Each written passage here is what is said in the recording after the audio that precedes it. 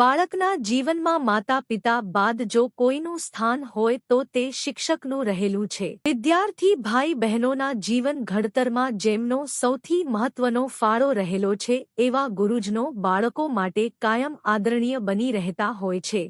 પરંતુ જ્યારે એ જ ગુરુજનો દ્વારા બાળકો સાથે કોઈ અકલ્પન આ મામલે વિઢ ગામના સરપંચ મહેન્દ્રસિંહ જાડેજાનો સંપર્ક સાધતા તેમણે ભાસ્કર ડિજિટલને જણાવ્યું હતું કે ગામની પ્રાથમિક શાળામાં કાયમી શિક્ષકના પિતાનું નિધન થતાં તેઓ રજા પર ગયા હોવાથી નજીકના બામણાઈ ગામના શિક્ષક પિયુષ એમ ભોઈ થોડા દિવસથી ફરજમાં આવતા હતા. આ ઇન્ચાર્જ શિક્ષક દ્વારા શાળામાં અભ્યાસ કરતા છાત્ર હાત્રાઓને મોબાઈલમાં અશ્લીલ ફોટા બતાવવામાં આવતા હોવાની વાત વાલીઓ સમક્ષ પહોંચતા વાલીગણે મને જાણ કરી હતી. આ મામલે સૌ સાથે મળી શાળાની મુલાકાતે પહોંચ્યા હતા.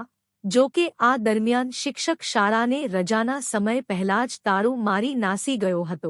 શિક્ષકના મોબાઈલ ફોન ઉપર કોલ કરતા તે સતત નો રિપ્લાય થયો હતો. દરમિયાન બાળકોના વાલીઓએ અંગે ગઢશીશા પોલીસમાં લેખિત અરજી આપી શિક્ષક સામે કાયદેસરની કાર્યવાહી કરવા માંગ કરી હતી અને માંડવી તાલુકા પ્રાથમિક શિક્ષણ અધિકારીને ટેલિફોનિક ફરિયાદ કરી હતી. તેના પગલે આજે ગ્રુપ આચાર્યની ટીમ સાથે પ્રાથમિક શિક્ષણ અધિકારીની ટીમ વિઢ ગામની શાળાએ રૂબરૂ મુલાકાતે આવી હતી અને વાલીઓના નિવેદન લીધા હતા.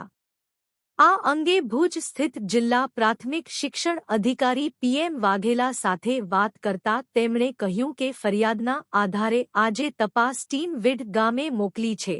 ટીમના રિપોર્ટ આવ્યા બાદ બચાવ પક્ષની દલીલ સાંભળ્યા બાદ નિયમ અનુસાર કાયદાકીય કાર્યવાહી કરવામાં આવશે.